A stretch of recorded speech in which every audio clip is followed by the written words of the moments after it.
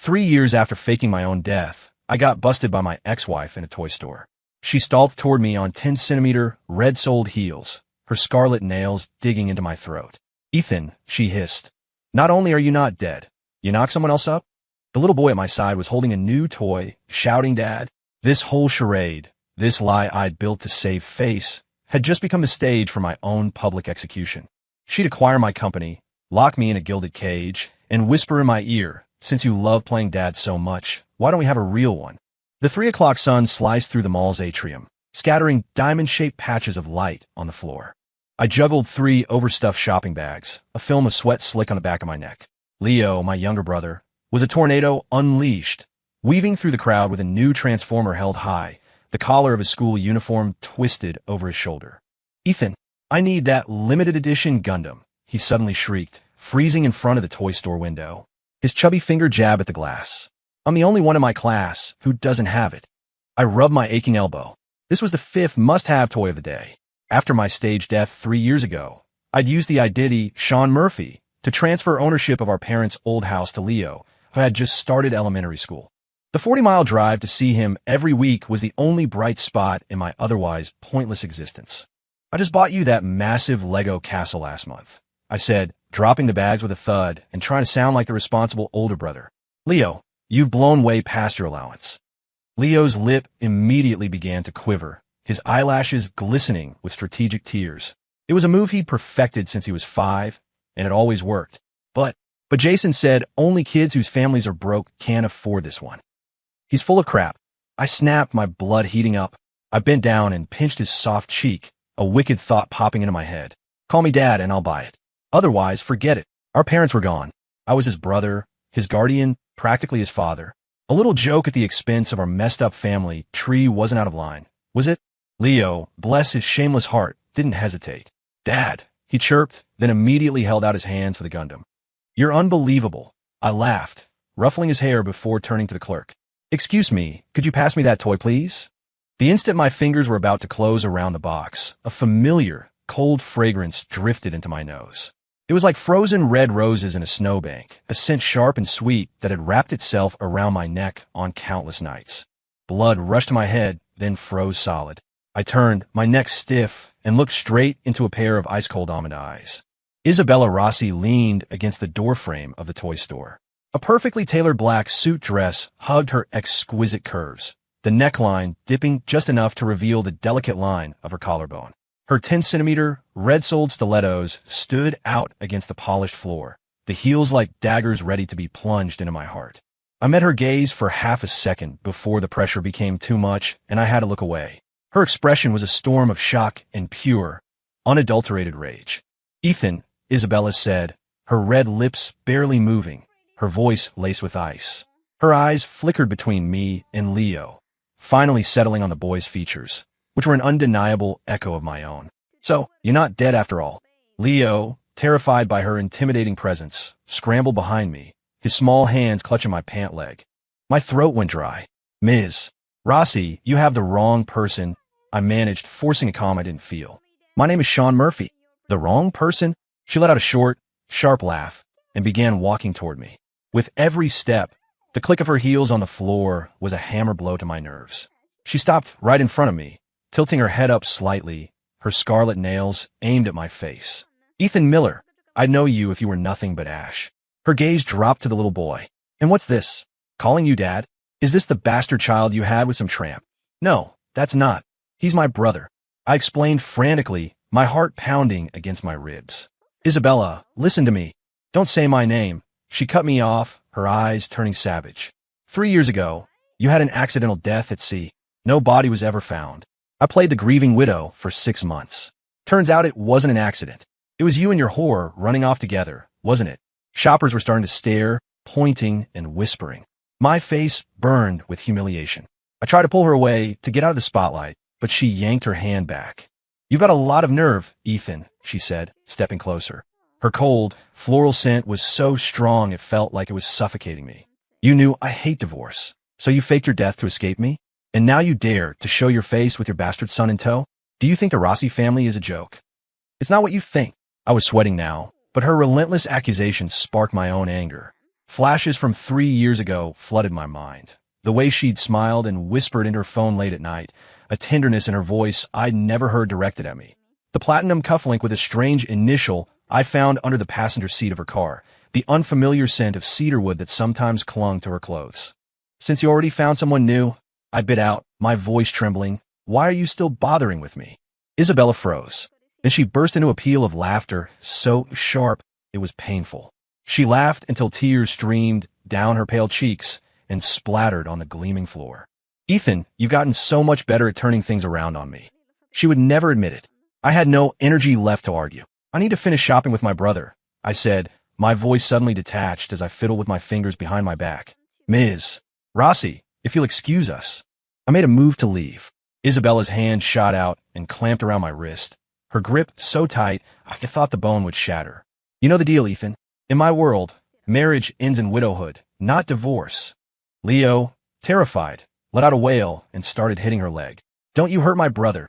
Isabella's gaze fell to the boy's tear-streaked face. Hearing his words, some of the fury in her eyes seemed to recede. Seeing Leo's tantrum escalating, she released my wrist, smoothed down her dress, and regained her air of untouchable authority. "Ethan, your little vacation is over," she said coolly. "You know what I'm capable of?" With that, she turned and walked away, her bodyguards falling in step behind her. The sound of her heels faded down the corridor until it was gone. I sagged against a shelf, my shirt soaked through with cold sweat. "Ethan, who was that pretty lady?" Leo asked, rubbing his red eyes. "She was really scary." I knelt, putting my hands on his shoulders, my own voice shaking. "Leo, you can't tell anyone about today, especially not Aunt Carol." He nodded, not quite understanding, then his attention was already elsewhere. He held up another transformer. "So, can I get this one?" Fine, buy it," I said, rubbing my throbbing temples in no mood to argue. "Let's just go home." As we left the toy store, I couldn't help but look back over my shoulder, half expecting to see Isabella's silhouette materialize from the crowd. The sun was still bright, the mall was still bustling, but I knew my quiet life had just ended. My possessive, dangerously obsessive ex-wife knew I was alive. And worse, she thought I'd cheated on her. My meticulously planned escape had just spectacularly blown up in my face. The next week was a blur of paranoia. I was on edge at the office, constantly feeling like a pair of eyes were boring into my back. I blocked all unknown numbers on my phone, wore a mask and a baseball cap every time I left the house, and seriously considered disappearing all over again. I knew better than anyone what Isabella was capable of. As the sole heir to the Rossi family, she'd been forged in the crucible of high-stakes business, taking the reins of a billion-dollar empire while still in her 20s. During our 2-year marriage, she was a ruthless powerhouse in public and a languid, sensual kitten at home. But only I knew the terrifying depth of her obsession. Once, I helped a female colleague carry a box of files. She froze all my bank accounts. Another time, I stayed out drinking with my best friend until dawn, and she appeared before me moments later, having tracked me using a network of security cameras across the city. The worst was at a company retreat. A female colleague, as a dare, kissed me on the cheek. The very next afternoon, Isabella had her reassigned to a remote branch in Africa. Her love was a suffocating net. What made it worse was that her possessiveness never seemed to apply to herself. The memory of her with another man 3 years ago still sent a wave of acid through my heart. Life went on, and I started to think maybe I'd imagined the whole encounter. Then, on Wednesday afternoon, my department was called into an emergency meeting. Our director stood at the podium and announced that our company, Apex Innovations, had been fully acquired by Rossi Enterprises. The new boss was arriving today.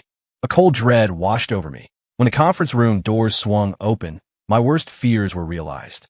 Isabella stood there in a crisp white pantsuit, her long hair swept into an elegant chignon, revealing the slender, pale column of her neck.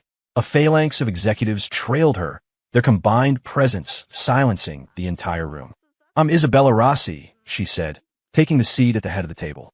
Her voice, amplified by the microphone, filled the space.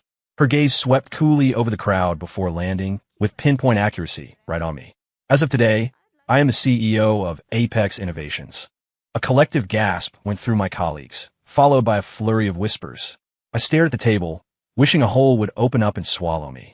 After the meeting, I tried to slip out, but her executive assistant stopped me. "Mr. Murphy, Ms.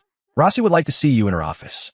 The CEO's office was a study in minimalist luxury, with floor-to-ceiling windows overlooking a forest of skyscrapers. Isabella was perched on a leather sofa, toying with a fountain pen. She glanced up at me. "Sit." I sat awkwardly on the armchair opposite her, my palms sweating. "The marketing department needs a manager," she said, her tone unreadable. "Your performance over the last 6 months has been solid." Interested, I was stunned. A promotion? This wasn't her style. "Isabella, Don't call me Isabella," she snapped, her voice suddenly sharp with rage. "A cheat like you doesn't have a right." I let out a bitter laugh. People only see what they want to see. I decided to say nothing. "There's a business dinner tonight. You're coming with me," she said, finally losing her composure. She stood up and walked over to me. Her signature scent, that cold floral mixed with a faint hint of peach, filled the air. She leaned down, her blouse gaping slightly, and her fingertips brushed against my throat. "Dress well. Don't embarrass me." The touch was cool and dangerously intimate, like the flick of a snake's tongue. My whole body went rigid, memories of our marriage, of things that still made me blush, rushing back. What?" She arched an eyebrow. Her smile was a mask, but her eyes burned with jealousy. "Do you have to get home to your wife and child?" I clenched my jaw. "I'll be there. Beggars can't be choosers." Leo was starting middle school soon, and my savings were next to nothing. Right now, I couldn't afford to say no. At 7 that evening, I stood outside a 5-star hotel, wearing a suit Isabella had sent over, waiting for her. The cool night wind did little to calm the frantic beating of my heart. A black Bentley glided to a stop in front of me. The window rolled down, revealing Isabella's perfect profile. She changed into a wine-red slip dress that clung to her curves, a diamond necklace glittering against her skin under the streetlights. "Get in," she said, her voice clipped. The silence in the car was heavy enough to crush me.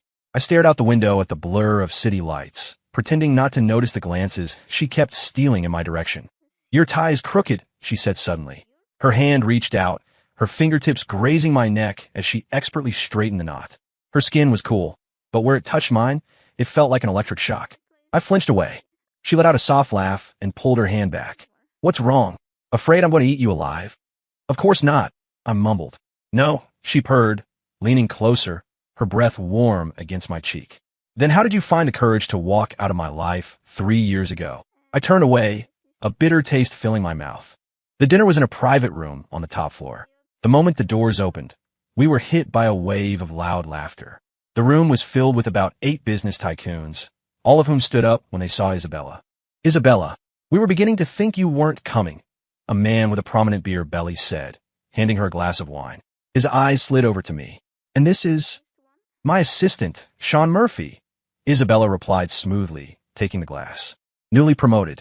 I'm showing him the ropes." I followed her, forcing a calm smile as I greeted the men. After a few rounds of drinks, the atmosphere loosened up. The man with the beer belly, Mr. Wallace, ambled over to me, drink in hand. "Mr. Murphy, you look new around here. Where'd you work before this?" I started to invent a story, but Isabella cut me off. "He was drifting at some small-time firm," she said with a smile, subtly stepping in front of me. I picked him up. "Mr. Wallace, if you're interested, perhaps we could discuss that land development project on the east side." For the rest of the night, I was her puppet.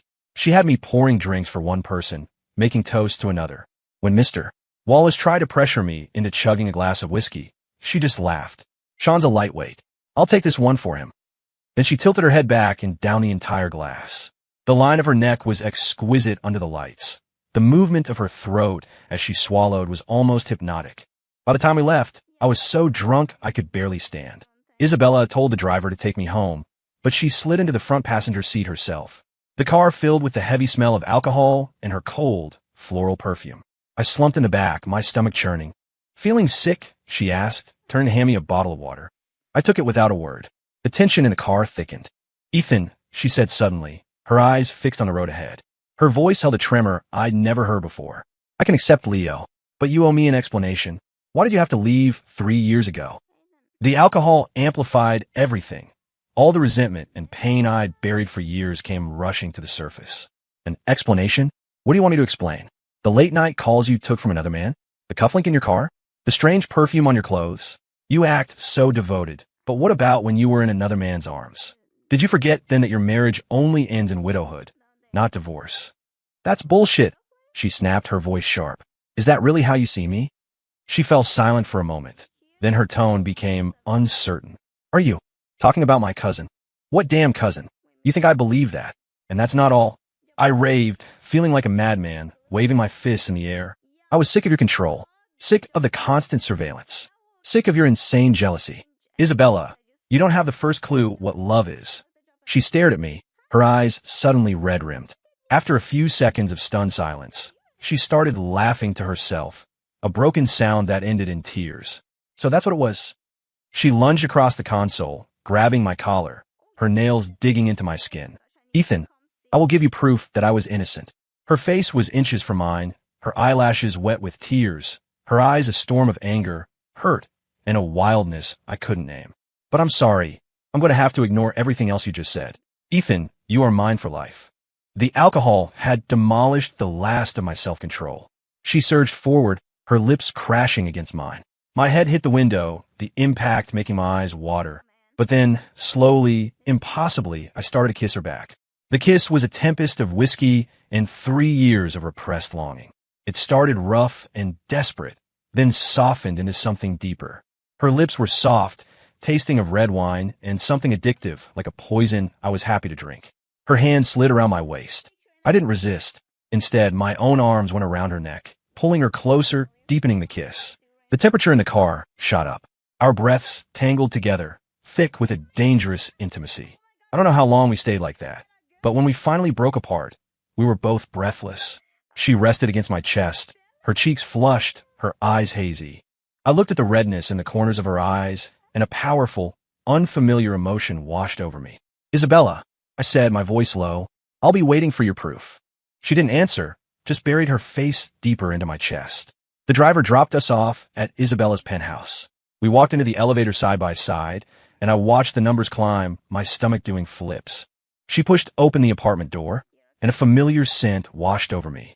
The decor was exactly as I'd left it 3 years ago, right down to my favorite oversized beanbag chair still in the corner. Isabella kicked off her heels and sank into the sofa, her bare feet disappearing into the plush rug. Have you been? Okay, these past 3 years, she asked, her eyes scanning me from head to toe as I stood there lost. Getting by, I said vaguely. Got a job. See my brother when I can. You really didn't find another woman? She asked, an eyebrow raised. No, I said without hesitation. She smiled a little, as if she might actually believe me. She didn't press further. We drank in silence, the air thick with an awkward, charged energy. The proof you wanted, she began, her voice soft. It really was my cousin. He was on a business trip in France when he called. My mother had just had a heart attack. I froze. The cufflink in the car, she continued. It must have fallen off the suit I bought for him. I remember looking for it, but never found it. She gave a short, bitter laugh, a flicker of loneliness in her eyes. I can't believe you were the one who took it. And the perfume was his, she cut in, the explanation rushing out. He'd just flown in. I picked him up at the airport, and he gave me a hug. The entire foundation of my escape, the mountain of misunderstandings I had built, crumbled into dust. I stood there, stunned, my throat tight. I couldn't speak. All the reasons I'd used to justify faking my own death were just one big, tragic mistake. Then why didn't you tell me? My voice trembled. Did you ever give me a chance? She looked at me, her eyes filled with an exhaustion that went bone deep. You just disappeared. No note, no call. I searched the entire city for you. Then the police called, said you were lost at sea, and I... Her voice broke. She couldn't finish, the tears falling like broken pearls. My heart felt like it was being squeezed in a vice. I stepped forward and clumsily wrapped my arms around her. Her body was soft, trembling in my embrace. Only in moments like this did she ever let her guard down. I'm sorry, I repeated over and over. Bella, I'm so sorry. She didn't fight it. She just let me hold her, crying into my shoulder for a long, long time. That night, we talked for hours. We talked about the misunderstanding, about our lives over the past 3 years. She told me how after my death, she'd locked herself away for 3 months and lost 20 pounds. She hated me for leaving without a word, but she couldn't stop thinking about me every single night. She even confessed she'd been ready to fight my non-existent new wife to get me back. Guilt and alcohol were a potent mix. One thing led to another. We ended up in the bedroom, just like we had on countless nights before. Moonlight streamed through the windows, illuminating the curve of her collarbone. She rose on her toes to kiss me, a deep, searching kiss that held 3 years of unspoken longing. Her fingers undid the buttons of my shirt, her touch leaving a trail of fire on my skin. I held her, feeling the softness of her body, the frantic beat of her heart, and all my reason dissolved.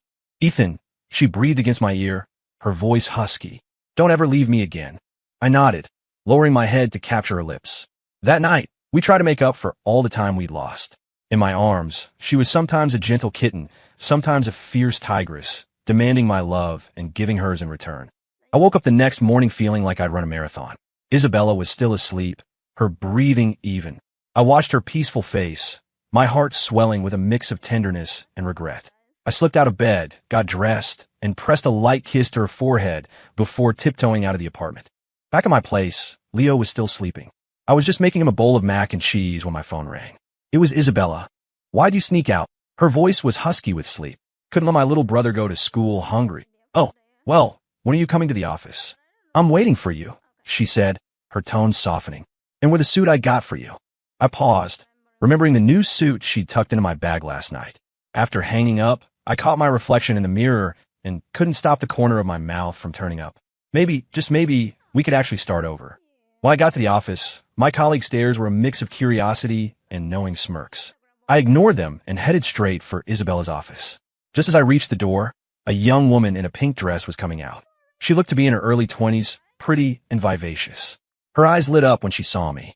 You must be Sean Murphy, she chirped, her voice sweet as candy. I'm Chloe Vance from Vance Capital. I'll be interning here for a while. It's a pleasure to meet you. I nodded, not thinking much of it. Pushing the door open, I found Isabella at her desk, engrossed in a file. She looked up when I entered and smiled. You're here. Yeah, I said, walking over. Who was that just now? The daughter of the CEO of Vance Capital, she said dismissively. She's here to experience life. Her father and mine go way back. It was hard to say no. I didn't give it another thought and started my work report. Just as I was about to leave, she stopped me. Dinner tonight? She asked. Okay, I agreed with a smile. At 6 o'clock, I was at the restaurant we'd agreed on. I just sat down when I saw Chloe Vance walk in on the arm of a middle-aged man. The man saw me and grinned. Mr. Murphy, fancy seeing you here. It was Mr. Wallace from the other night. I managed an awkward smile. Chloe sat down across from me, beaming. What a coincidence, Sean. Are you having dinner here too? Meeting a friend, I said. Male or female? She asked, her eyes wide with curiosity. Female. Ooh, she cooed, wiggling her eyebrows. Is it your girlfriend? Before I could explain, I saw Isabella standing a few feet away, her face a thundercloud. The sharp clicks of her heels on the floor sounded like gunshots as she marched toward our table. I knew that look. Her old demons were back. Isabella. I grabbed her wrist, lowering my voice. Listen to me, it's not what you think.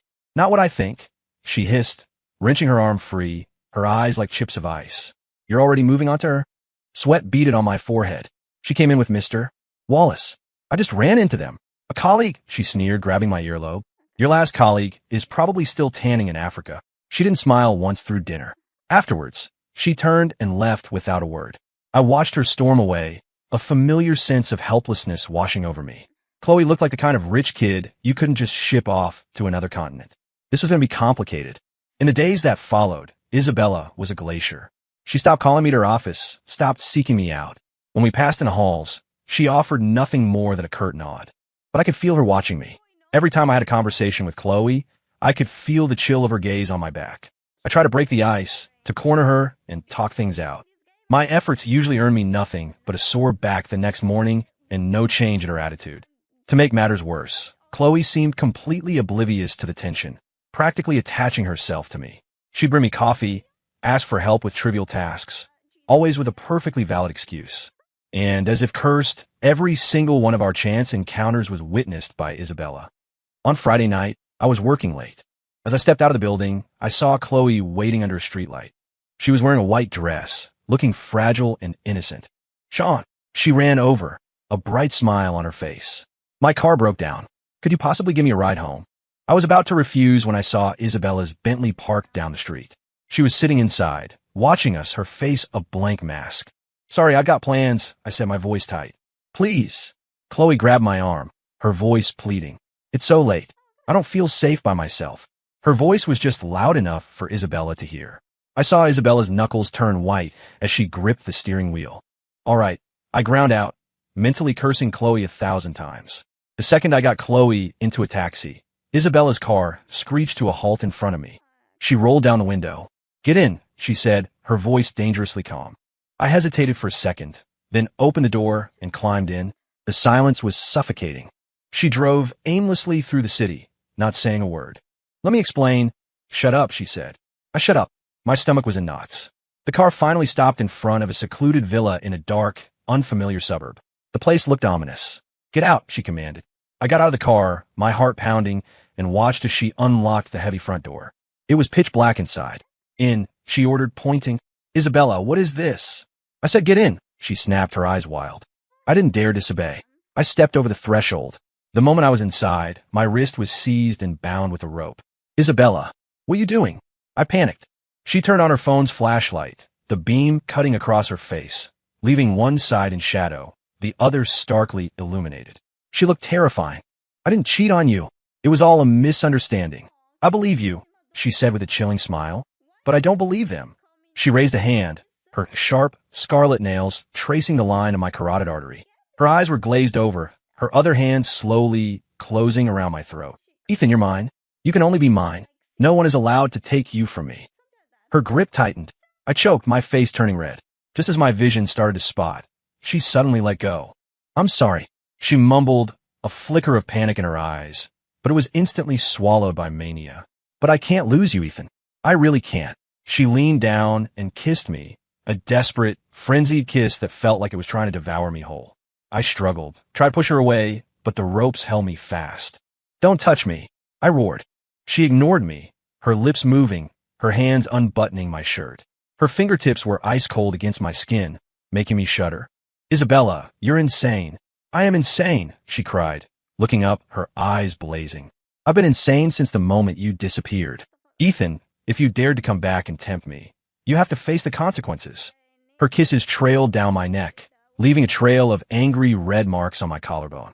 I struggled. I cursed, but it was like she couldn't hear me. She was lost in her own madness. That night, I was a marionette, and she was the puppeteer. She vented all her rage and fear onto my body, her actions swinging between tender and violent. I closed my eyes, trying to dissociate, but my body's betrayal was undeniable. I woke up in a windowless room. The walls were cold, bare concrete. There was only a bed and a toilet. Isabella came in with a breakfast tray. Seeing me awake, she smiled. A soft, loving smile that was a terrifying contrast to the monster from the night before. "You're awake. Are you hungry?" I turned my head away, ignoring her. "Don't be angry," she said, coming closer. She reached out to touch my face, but I flinched away. Her expression darkened for a second, but she didn't get angry. "I know you hate me, but I didn't have a choice. I was afraid you'd run away again, find another woman." "This is kidnapping," I said coldly. "I know," she replied, completely unfazed. "I'll do anything to keep you by my side." I looked at the madness in her eyes and felt a deep chill. The woman I loved had been broken by my absence. For the next few days, I was her prisoner in that dark little room, cut off from the world. She came every day with food and drink, then proceeded to torture me, mind and body. Sometimes she would hold me gently and talk about her past. Other times she would explode, demanding to know if I was still thinking about Chloe. I tried to reason with her, to explain that Chloe and I were just colleagues, that I loved her, but not like this. It was like talking to a brick wall. "You think I believe you?" she sneered. "The way that woman looks at you? She wants to eat you alive. Don't even try to lie to me, Ethan." I grew desperate and started a hunger strike. She saw me refusing food and water and started crying, but she still wouldn't let me go. "Are you trying to kill yourself?" I whispered, my voice weak. "No," she cried. "I just want you to stay with me. Ethan, just be good, and I'll be good to you, just like before." "I don't want you good," I yelled. "I want to be free. Isabella, let me go. I don't want to spend my life with a lunatic." She froze. Then, like a switch had been flipped, she threw herself on me, clinging to me with all her strength. "I won't. I'll never let you go. You're mine, for this life and the next." Just as I felt the last of my sanity slipping away, the door burst open. Chloe stood there with a team of security guards. She saw the scene and gasped. "Isabella, you've gone too far." Isabella's face went pale. Chloe's guards rushed forward and cut the ropes binding me. "Are you okay?" Chloe asked, helping me up, her face etched with concern.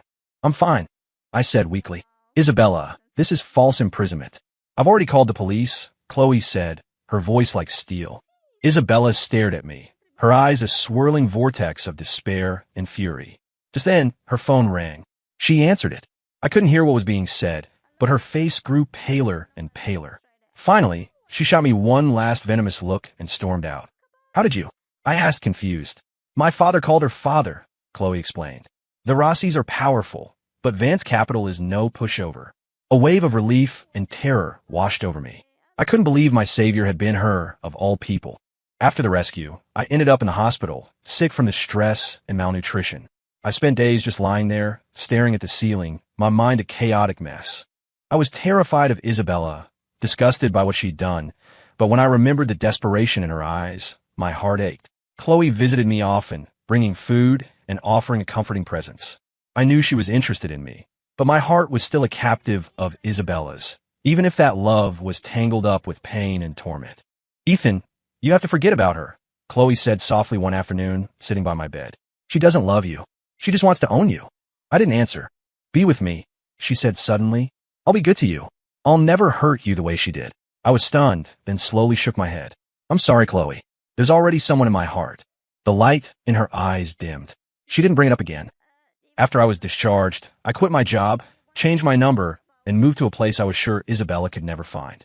I wanted a clean break, a new life. But I had underestimated her. It wasn't long before I realized I was being followed. Whether I was at the grocery store or the park, I could feel that familiar, unnerving gaze. It was Isabella. She was like a ghost, always there in the periphery, never approaching, but never leaving. My feelings were a battlefield. Part of me was terrified of her, but another part couldn't forget the passion of our nights together or the raw emotion in her eyes. Chloe, meanwhile, was persistent, constantly finding reasons to ask me out. I refused every time, but she never seemed to get the message. To make things worse, her other admirer started causing trouble for me. A rich kid named Chad Peterson, who, fueled by ego and entitlement, cornered me several times after work, warning me to stay away from Chloe. Listen, buddy, back off while you still can, Chad sneered, a cigarette dangling from his lips. Chloe is way out of your league. I ignored him and walked away, which, of course, only made him angrier. The following weekend, I took Leo to Lincoln Park. He'd recently become obsessed with skateboarding, and I was teaching him the basics. The sun was out, the park was full of people, and for a moment, everything felt normal. Leo had just managed to glide a few feet on his own and was turning to skate excitedly back toward me when it happened. Chad burst out from behind a row of bushes, a knife in his hand, and charged straight at me. His eyes were crazed. It's all your fault, he screamed. Chloe doesn't want me because of you, because of a loser like you. She told me to get lost and that her father would ruin my family. My blood ran cold. My first instinct was to push Leo behind me, but there was no time. The blade was coming. I shut my eyes, bracing for the impact, but the pain never came. I opened my eyes to see Isabella standing in front of me. The knife was buried in her back. Blood bloomed across her white shirt like a grotesque, beautiful flower. Bella, I screamed, lunging forward. Chad froze, stunned that someone had jumped in the way. People in the park rushed over, tackling him to the ground. Are you okay? I caught Isabella as her body went limp, her face pale, her lips turning blue. Ethan, she gasped, a faint smile on her lips. I'm fine. Don't talk. Tears streamed down my face as I held her. I yelled to the crowd, somebody call 911. Now, the ambulance arrived quickly. They loaded Isabella onto a stretcher. I clutched a terrified Leo and climbed in after them. My little brother clung to my neck, sobbing quietly. I patted his back, trying to soothe him, but my eyes never left Isabella. Watching her brow furrow in pain, seeing the life drain from her face, my heart felt like it was being shredded. This woman, she always expressed her love in the most extreme, terrifying ways.